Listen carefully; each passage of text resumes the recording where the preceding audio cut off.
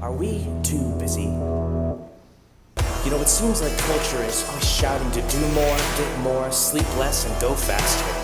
It's overwhelming, it's noisy, it's an anxious way to live. Is this healthy? Maybe we need to slow down.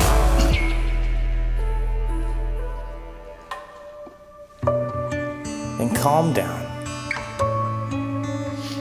Take a second to breathe. To be grateful. And to trust God. No matter where we are or what we're doing. Take time to rest.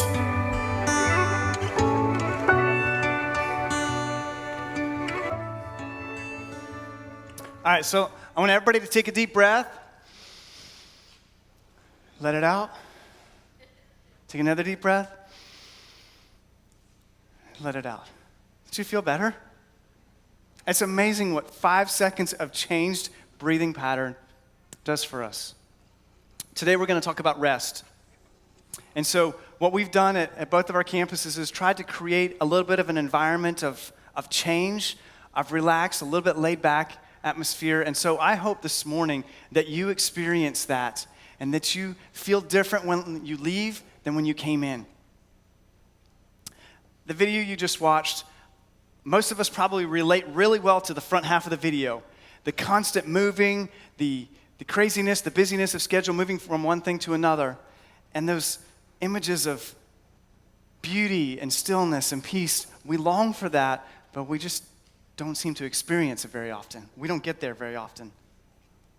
So we live in this hustle and bustle of this 24/7 world that now we can have access to anything we want at about any time we want and any place we want, right? We have access to more information than anyone at any time in history. Any question you have, the answer is out there, usually within a few seconds. They're not always accurate, but it's there, right?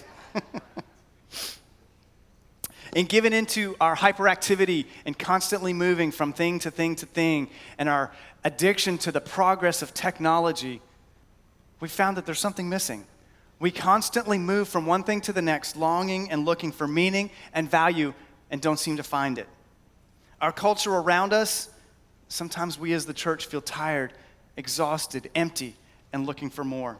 We've lost the ability to just sit still, to take a deep breath, and to enjoy the world around us. Not only have we forgotten how to rest, but we've forgotten the importance of it and why we do it. We're constantly pushing the limits of what we can do and what we can achieve. Has anybody ever heard of the term overclocking? Any computer nerds in here? Anyone? A few? Okay. So this is something that I have some gaming friends that I have heard about, but I know nothing of myself because if you give me a hammer, I'll build something. But if you give me a computer and say there's something wrong with it, I'm going to call somebody else or I'm going to throw it away because that's just not my thing, okay? So I'm going to give you an explanation for what overclocking is. Now, this is just as much for me as it is for you. And it's a little bit technical, so I want you to stay with me because there's some really important things that I need you to hear in this. Overclocking is a term that refers to pushing your computer components harder and faster than the manufacturer designed them to go. The purpose of overclocking is to gain additional performance from a given component by increasing its operating speed. Often, operating voltage is also increased to maintain a component's operational stability at accelerated speeds. Semiconductor devices operated at higher frequencies and voltages increase power consumption and heat. An overclocked device may be unreliable or fail completely if the additional heat load is not removed or power delivery components cannot meet the increased power demands. Many device warranties state that overclocking and overspecification voids any warranties. See, manufacturers know that people are going to do this and they protect themselves. While most modern devices are fairly tolerant of overclocking, all devices have finite limits. Generally, for any given voltage, most parts will have a maximum stable speed where they can still operate correctly. Past this speed, the device starts to give incorrect results, which can cause malfunctions and sporadic behavior in any system depending on it. While in a PC context, the usual result is a system crash. More subtle errors can go undetected, which over a long enough time can give unpleasant surprises, such as data corruption, incorrectly calculated results, writing to memory incorrectly, or the system failing during certain specific tasks.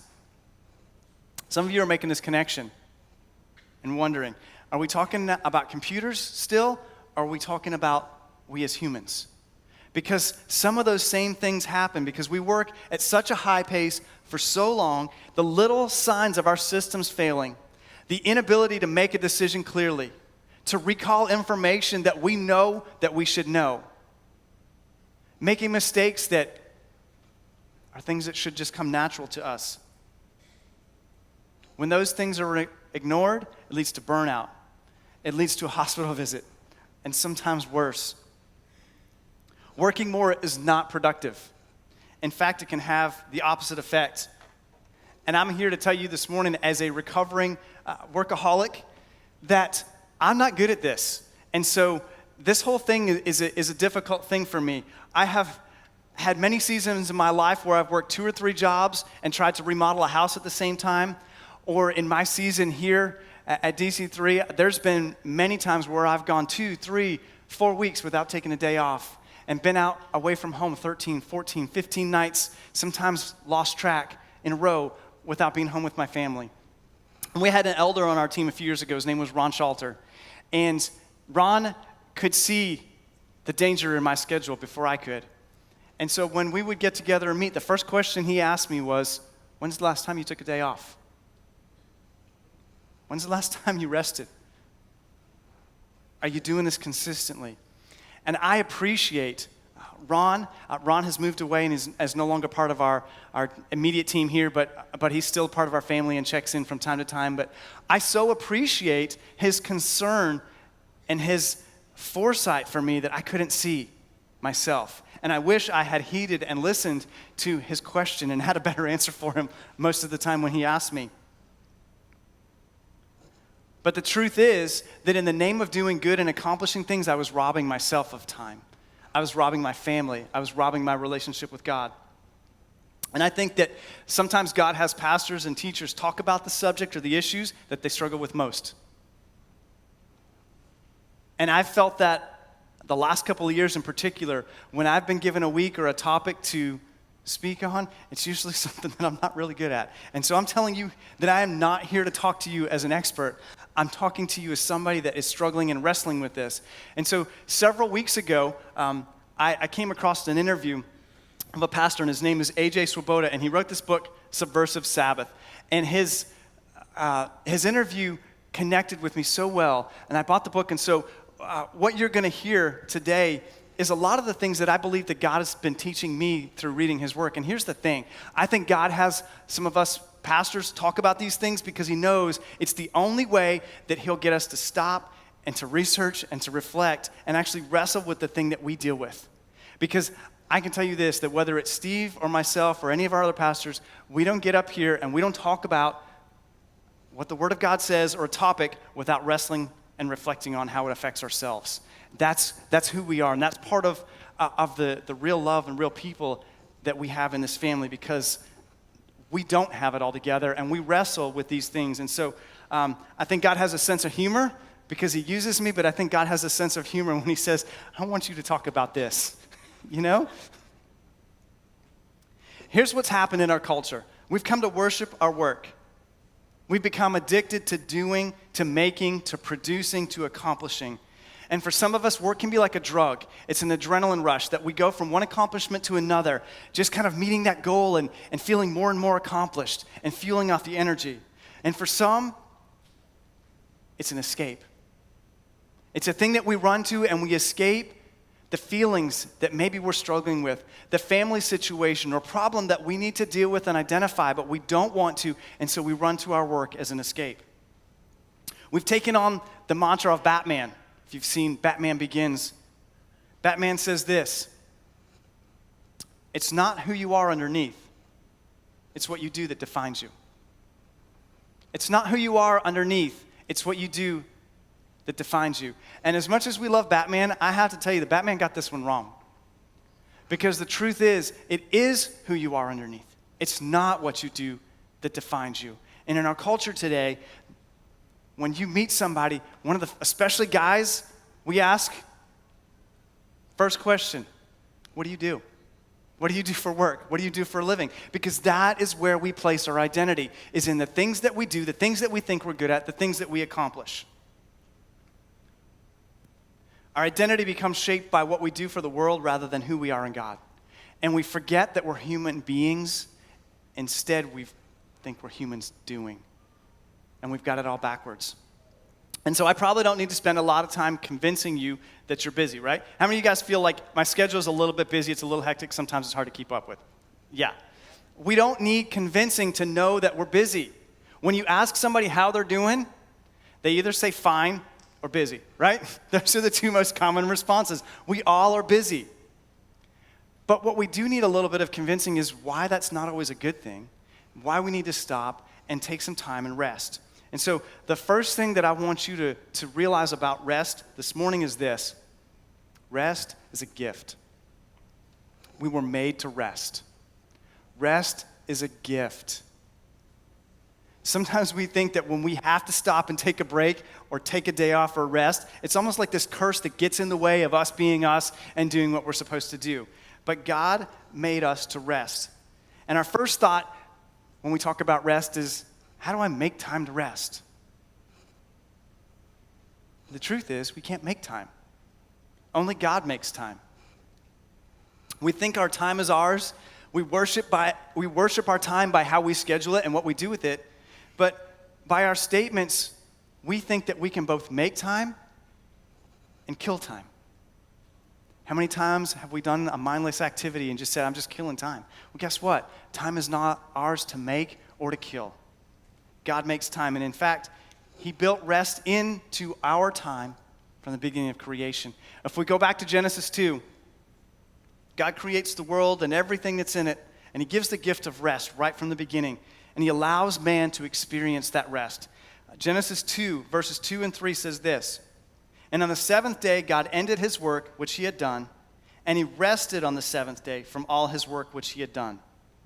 Then God blessed the seventh day and sanctified it, because in it he rested from all his work which God had created and made." Here's something that's interesting. Man was created on day 6 of creation. He wasn't created in the beginning. He didn't see all the work that God had done before him to create sea and dry land and the animals and plants and all those things. Adam comes in on day 6. The very next day, God creates a day of rest. I wonder why that is. Maybe it's God's way of saying, before you get caught up in your work, before you get caught up in the tasks that I've designed you to do, before you get busy and can't fit it in your schedule, I want you to experience rest.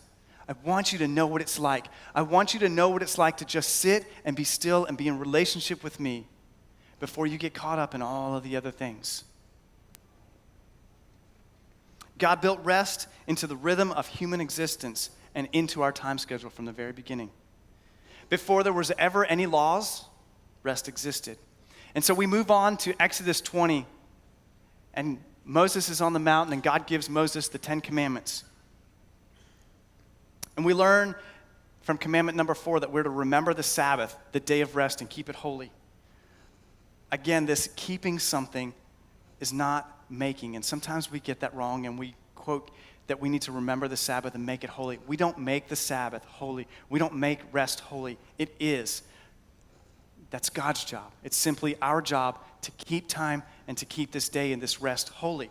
And what that means is this: it should be a day, a time that is important, that is set aside, that is different from the rest of our days. It's something that should look different than our normal schedule and our normal routine. It's something to be delighted in. And it's a time to recharge and rejuvenate. The Sabbath was created for healing of the whole man. But what happened is it became this rigid, religious, rules-based thing that was used to trap and to box people in and to rule over. And that's not what God intended. It was something that was meant to give life instead of take life. And so, as the day was made for healing, it was made for a day to heal the physical body from the long work week. It was made to heal the emotions and the mind, the soul, and the spiritual man, to reconnect with God. And so we quote Mark 12, and Anita referenced it earlier, to love the Lord your God with all your heart, mind, soul, and strength, right? But how do we do that if we're exhausted in all those areas? We need to rest in order to do what God has asked us to do. The Sabbath commandment is the fourth commandment. It's kind of like the bridge commandment. The first three commandments are about loving God and giving honor to Him. And then the last six are about loving people. And Jesus said, all the commands hang on these two, love God and love people. And the Sabbath commandment was made to help us to love God better and to love others. It's for the benefit of both. And interestingly enough, it's the only commandment that a pastor won't get fired for breaking. And here's the thing, Charlie, am I right?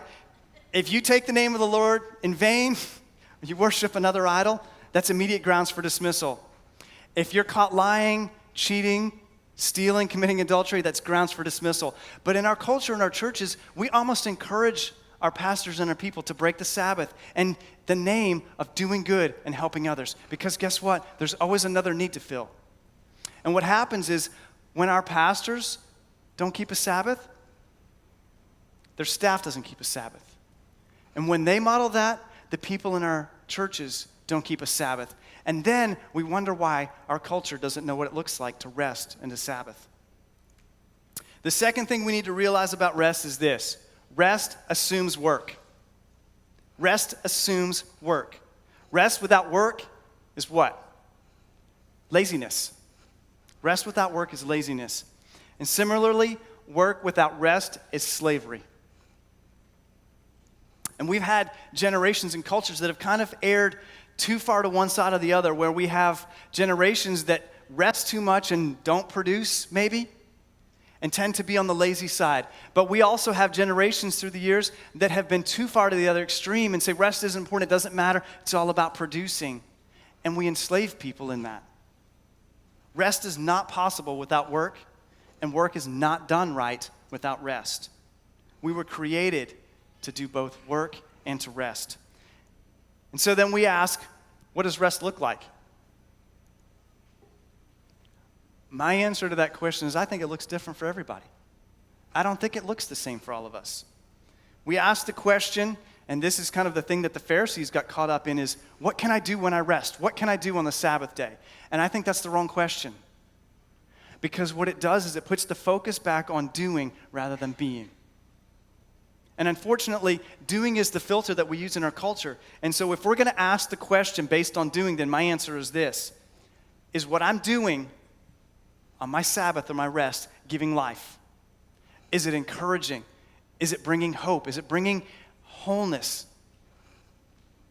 Or is it taking life? Does it drain me? Does it cause me stress and burden and more pressure?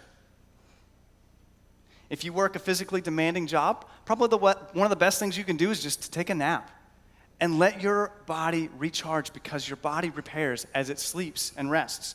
If you work a mentally challenging job and demanding, taking a long walk and exerting some energy, and a different kind of energy than you're used to, might be the best thing, because it's amazing what happens to your brain when you're able to get out and to not focus on making a decision or thinking about something, but to do something different. A day of rest should look different than your normal day does. Maybe you need to get out in nature, get some fresh air, take in some different scenery. Maybe you need to turn off your phone, ignore your email. Maybe you need to sit in silence. Maybe you need to go into a closet and turn out the lights and just avoid the noise and the chaos, because we are so overstimulated and things are so noisy that we can't hear God. We can't sometimes even hear our own selves think about who we are and where we're at. And I know this, that Anita and I took vacation a couple weeks ago, and the first thing I did when I left the office is I turned my email off. And I have to be honest that usually when I take a day off or take a vacation, I don't turn my email off, and I still check it 2 or 3 times a day. But I knew that I was in a place where I needed to do something different. And from the second that I turned my email off, I felt completely different instantly. because I knew that there wasn't going to be this bombardment of questions that need to be answered and need to be filled, and people needing or expecting something of me, whether that's right or wrong. I just knew that I couldn't deal with it. And I'm one of these kind of weird people that I can't stand to have unread notifications in my text and email. So simply just not opening it wouldn't work, because the number tells me that there's that many numbers of requests or things that I need to address. And so I had to turn it off. And so I don't know what it is for you. Maybe it's that easy. Maybe it's leaving your phone at home and going for a drive. You need to figure out what is it that will break me away from my normal routine, the noise and the busyness, and let me do something differently. And I'm just going to add this in here too. Something that I have a problem with. I don't think our kids should play sports on Sundays. And there's some people that disagree with me, but let me tell you why. All three of our boys have played baseball, and I love to watch them play baseball. But if Sunday is a day of rest, I'm going to tell you something. There is not much restful and stress-free about watching your kids play a sport. Am I right? Because when they're playing, you want them to do well, and you feel this angst, and you feel this tension. When they make a mistake, you feel that for them. Then sometimes there's difficulties with the way that coaches do things, and we don't agree, and we have these tensions. Then there's the other parents that take things too seriously, right?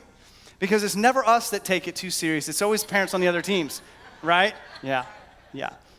But there's not much that's restful or stress-free about that. It's another thing, and here's where the danger comes in that I feel. I feel like we're doing a disservice to our kids, because we are teaching our kids that rest is not important and you don't need to take a day off. And we teach them from a young age. They go from school to homework to practice to competition, and they never get a break.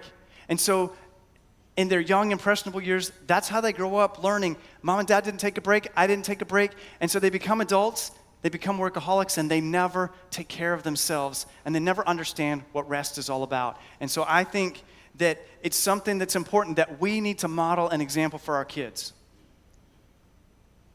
So then, let's talk about why we need to rest and what the benefits are. Because here's the thing.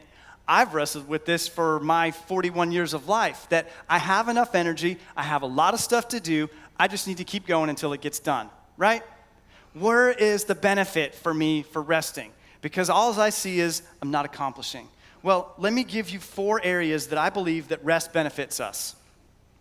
The first area is that rest benefits us. Rest benefits you and me personally. For those of us that like to produce and to accomplish, rest actually increases productivity. The more we work, the less productive we are. If you do something that's physically strenuous for 12 hours, you are not as efficient and productive at the end of 12 hours as you were when you first started, because you're not as fresh. Your body is wearing down. The same thing when it comes to making demanding decisions and mental wrestlings and calculations. Our brains need a break. We need what some people call white space. You need a break between tasks. You need to kind of clear the air, if you will. And I know that in the seasons that I haven't allowed myself to schedule rest, I have trouble with memory. I make mistakes that I normally wouldn't make. I'm not as sharp and focused, and I'm probably not as much fun to be around, right?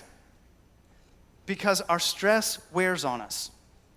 And if we wait for our work to be completely finished, we'll never rest. Because the work is never finished. There's always another thing that needs to be checked off the list. I know that when I take my to-do list and I cross one thing off, at the same time I'm usually adding 2 more to the bottom, right? Because it's never ending. And if we don't stop and take time, we'll never get there, because the work is never finished. God finished his work by resting. Resting completes our work. And God's rest is always more productive than human work. When God rested on the 7th day, the world was finished. When Jesus rested in the tomb, the world was restored. Humanity was repaired and restored to right relationship with God. God can do a lot more while we rest than we can do while we are working. Sometimes we just need to get out of the way. Another benefit for us is that rest improves our health. When we practice rest, we actually sleep better. We're more alert, we have more energy, we're more grateful, we're more peaceful, we're better to be around. Rest has a healing effect in our lives. And when the body rests, it's repaired. I believe the number right now in our country among American adults is that about 50% or 117 million have some kind of a chronic illness.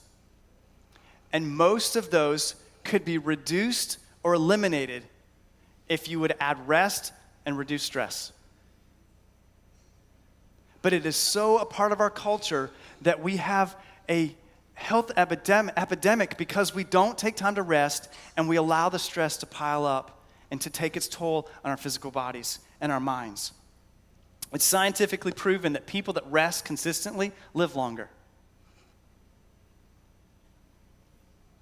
And here's how we, a lot of times as Christians, try to combat this. When we're run down and exhausted, what do? We pray for God to give us rest, right? And we go to our friends and say, will you pray for God to give me rest? Here's the problem. Overworking and not taking time to rest is not a prayer issue. It's an obedience issue. I hope you hear this. I hope you hear my heart. Us overworking and not following the rhythm that God created is not something for us to pray and ask God to do. It's an obedience. It's a heart issue. We shouldn't pray and ask God to do what we're supposed to do, but not willing.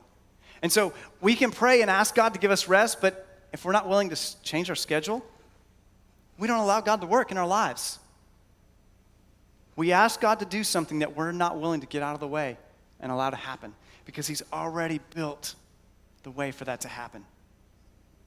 Throughout history, the Sabbath day of rest has been known as a day of healing and miracles. And if you look at the life of Jesus in the Gospels, a lot of his miracles that specifically dealt with healing were done on the Sabbath day. Now, a lot of the religious people had problems with that, but Jesus knew this day is intended for healing. And so a lot of his healing miracles occurred on the Sabbath day because that's what it was intended for. Which leads us to the next area of benefit is this: rest benefits others. Jesus knew that, and that was part of his pattern. Sabbath and rest help us to establish boundaries in our relationships. We all have a relationship or two that we need better boundaries in. For some of us, it's our neighbors, maybe a coworker. For some of us, it might be a mother-in-law, right? Husbands, don't look at your wives right now, okay? But we all have that relationship or two that just need better boundaries. And here's the thing. I want to give you some freedom here. When you rest, it allows you to put boundaries in your relationship. It allows you to say no to some things without guilt. And relationships with boundaries are healthier. There was an experiment done several years ago with some kids in a park. And the park had no fence, but they installed playground equipment in the center of the park, and the kids played on the playground equipment, and they had a great time, but they never strayed away from the playground equipment that was in the center of the park. They took the same group of kids, and they installed a fence around the perimeter of the park. That same group of kids no longer stayed in the center where the playground equipment was, but they used the whole expanse of the wide open space of the park. Why? Because they knew where the boundaries were, they knew what their limits were, and it actually gave them more freedom. And when we don't have boundaries, we kind of get stuck in things that constrict and don't feel good and don't feel life-giving. It's because we're too afraid of where our boundaries are and where the edges are. And so we cling to what feels comfortable and what we know, instead of walking in the freedom in our relationships that we can experience. Rest makes you a better listener. It makes you less irritable and short-tempered. And when you're not overloaded, you can be more objective and understanding. And I know that when I come home from a long day that's been stressful, the last thing I want to do is listen to somebody else, right? I don't have the capacity. I don't have the capacity to sometimes be understanding when somebody's having a bad day. But the more that I take care of myself and get in this rhythm of rest, the better I am for the relationships and the people that are close to us. It allows us to have more quality time with those close to us. In the Bible, the Jews were instructed to extend their Sabbath to foreigners and visitors. And so when people from other lands were visiting, they would extend their day of rest and their day of worship to them. And it was a way for them to share their faith, because the gods that these other people served, these false gods that were powerless to do anything for them, the only way that you could make the gods happy is to work and to achieve, to accomplish. These other gods didn't allow for rest. The God of Israel allowed a day of rest because it was all about what he could do, not what they could do. And so this was an opportunity as they invited foreigners into their homes and into their culture to experience this rest. It was an opportunity for them to share who God is.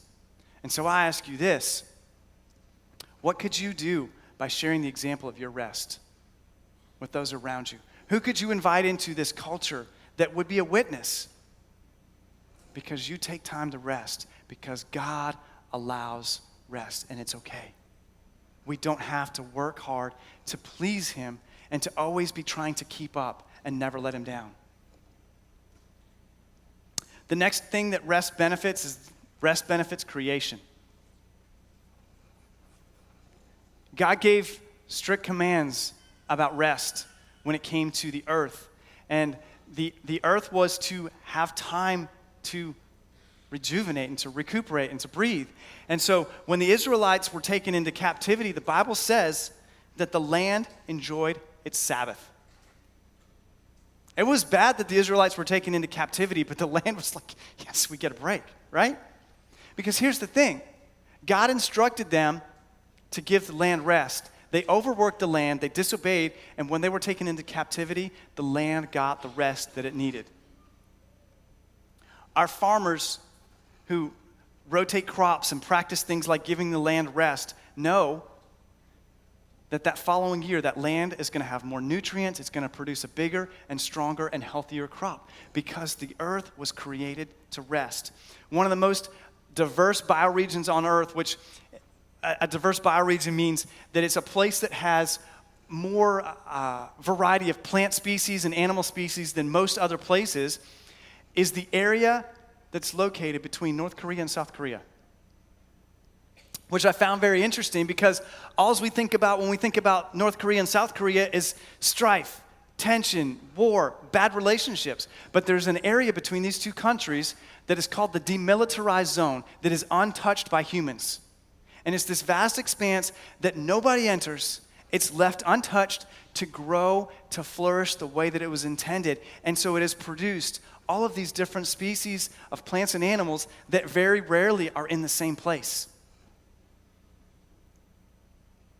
We overwork our livestock. We make them overproduce.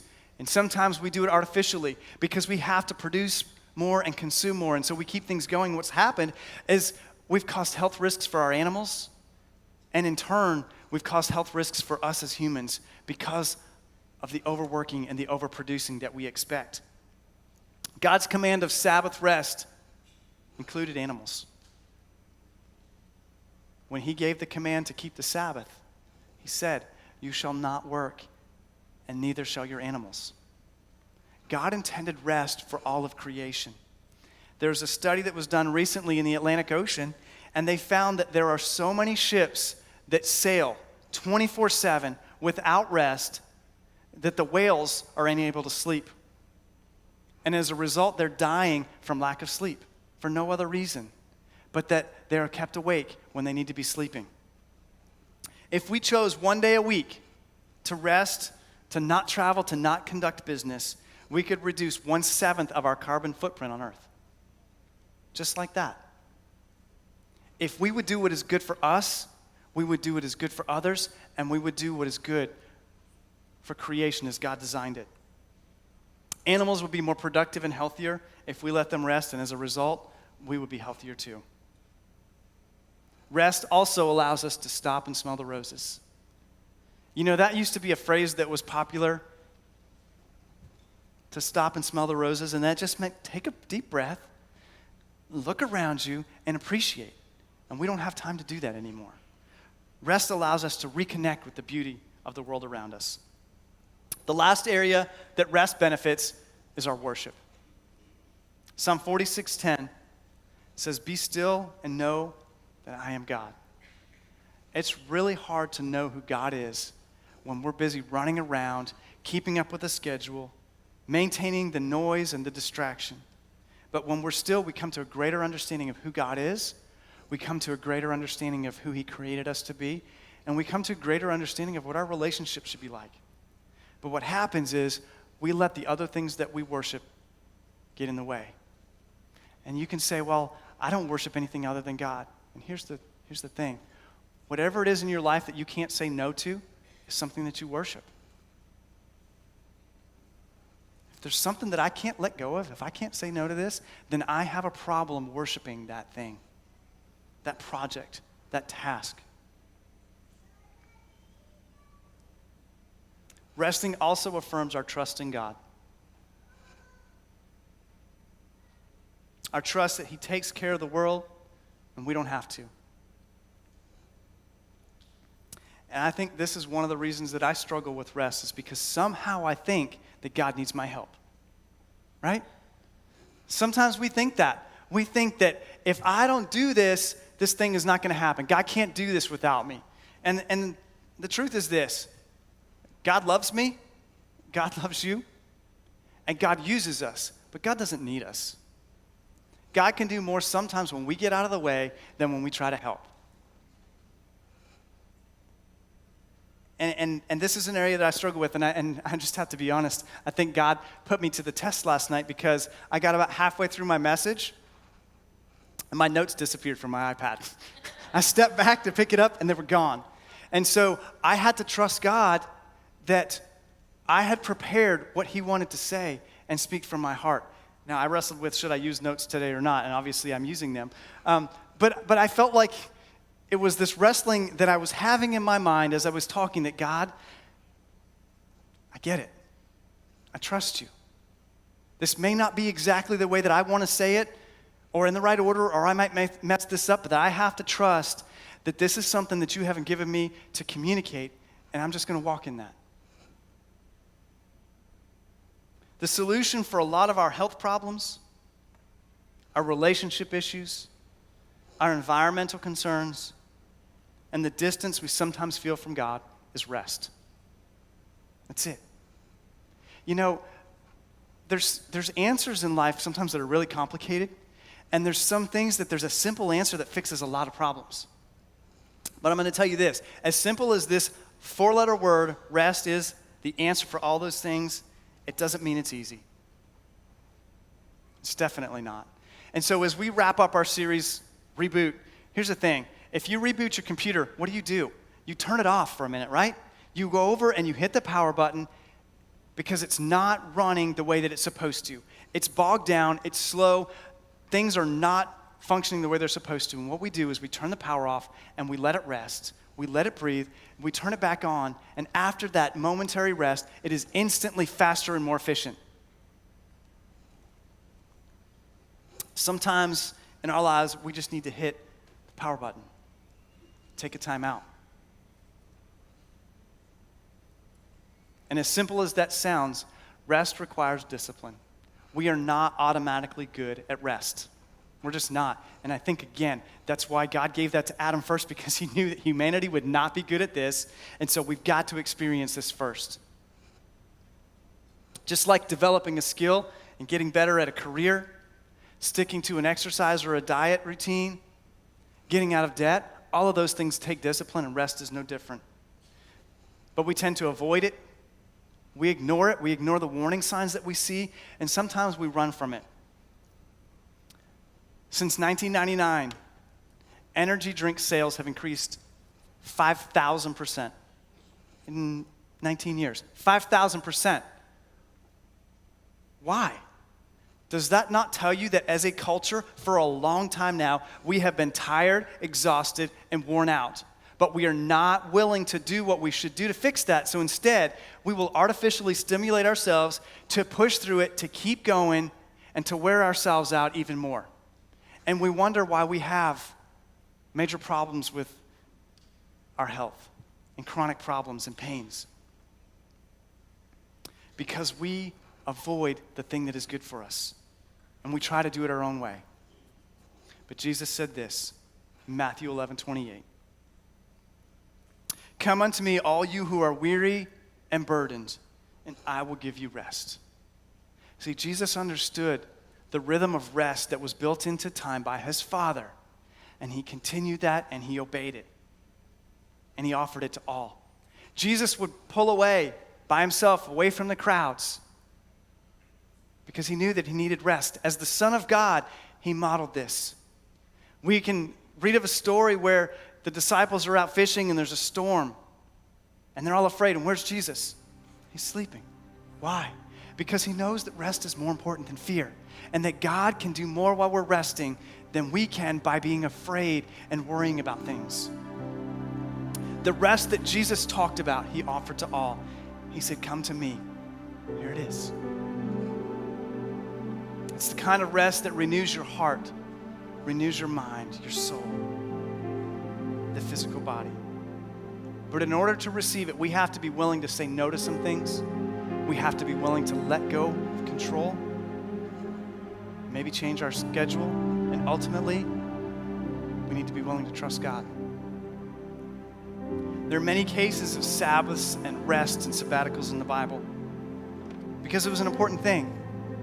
And this week, as we get ready to celebrate 4th of July and celebrate our freedom, we're going to take a sabbatical weekend next weekend. Because we believe that rest is important. And so if we don't put it into practice, it's probably not going to happen. And so what we're going to do is we're going to allow our staff time to rest. We're going to allow our volunteers time to rest. We're going to allow our buildings and our systems time to rest because it's good for us. And we need to put it in the schedule. And if we don't, guess what? It doesn't happen. And so on the back of your handout, there's some reflection questions that I took from AJ's book. And I just want you over the next few days to maybe wrestle through these.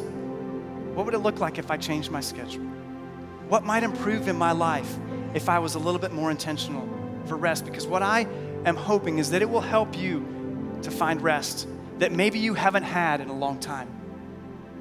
Or maybe you find rest in your life for the first time because it hasn't been a priority. So I'm going to ask that you let me pray for you this morning. I'm going to ask that you bow your heads. And I want to pray for two groups of people this morning. Maybe you're here, maybe you're watching online, and you're a follower of Christ. You love God and you do what you can to serve God, but this is an area that you wrestle with giving God control of your schedule and your time and your busyness. Maybe it's that you struggle with fully trusting God. Maybe it's just that you don't have your priorities in the right order. If that's you and you just want to be better at following the command to follow God's lead in the area of rest, I just want you to raise your hand this morning, wherever you're at. You say, I just need some help in getting my priorities in order and my rest because I want to honor God. Thank you. Thank you for your honesty. God, I pray right now for those that have lifted their hands and said, God, I love you, but I want to be better. I love you, but I want to honor you more. And I want my life to be about who I am in you and not about what I do. I pray for those that, God, you would show them the areas in their life that they need to let go of some control. Maybe they just need to let go of completely. God, that you would show them areas that they can improve their schedule and that they can trust you and rely on you more. I pray that you give them strength and discipline to follow through, to follow and hear your voice as you lead, and to push aside the noise and the busyness and the confusion that crowds, that they would be an example of this rhythm of rest. I ask you to honor their ask of you. And the second group of people that I want to pray for is maybe you don't have a relationship with God. Maybe you're here, maybe you're watching and you don't know what this is all about. And when we talked about communion earlier and we talked about the sacrifice that God made by giving his son to lay down his life for you, maybe you've never accepted the gift that he's offered you of life and relationship with him. Maybe you've never experienced at all what even real, true rest can look like. I want to pray with you because I want you to know and to experience that. And so if that's you, whether you're here in this building or you're watching online or wherever you are, God loves you. Today can be a new day for you. And so I'm going to ask you, if that's you and you want to commit your life to Christ and to experience this rest that he offers for your soul, I just want you to pray this prayer with me. God, I thank you for loving me. I thank you for sacrificing your son for me. I ask you to forgive me and make me clean. Make me new and whole. I give myself, my schedule, my life to you. I ask you to lead me, to show me your rhythms, and to give me rest. And I thank you for that. God, I pray for everyone that is in this room. I pray today that as we move forward and celebrate our freedom this 4th of July in our country, and we celebrate as we did with communion, the freedom that you have brought us over our past, that we look to the future with hope. I just pray that we would reflect on that we would be appreciative, and God, that we would take it and use it as a time to rest and to honor you. I ask you to bless each person that's here today. Bless their families as we enter this week, I pray. In Jesus' name, help us to trust you. Amen. Guys, thank you so much for being here today. I just want you to know if you prayed a prayer to start a relationship with Jesus, the rest that you experience in Jesus is like no other. And so I would ask you, if you prayed that prayer, whether you're watching online or here, you can take your phone and you can text the word forgiven to 941-208-0078, and we'll follow up with you. Or if you're here in the building, you can take that connection card that Anita talked about earlier, check the box that says, today I started a relationship with Jesus. And again, you can drop it in the Giving Center or the Welcome Center. And we just want to walk alongside of you and let you know what your next steps are. I want to encourage you to take some time to get some rest this week. Work through those reflection questions. And guys, if you got any questions about the Global Leadership Summit, stop by the table and ask some questions. This is a fantastic event. You don't want to miss it. Take advantage of the early bird pricing and experience it. It will be something that will change your life. I promise you that. So thank you for being here. God bless you guys. We'll see you guys in 2 weeks. Have a great week off.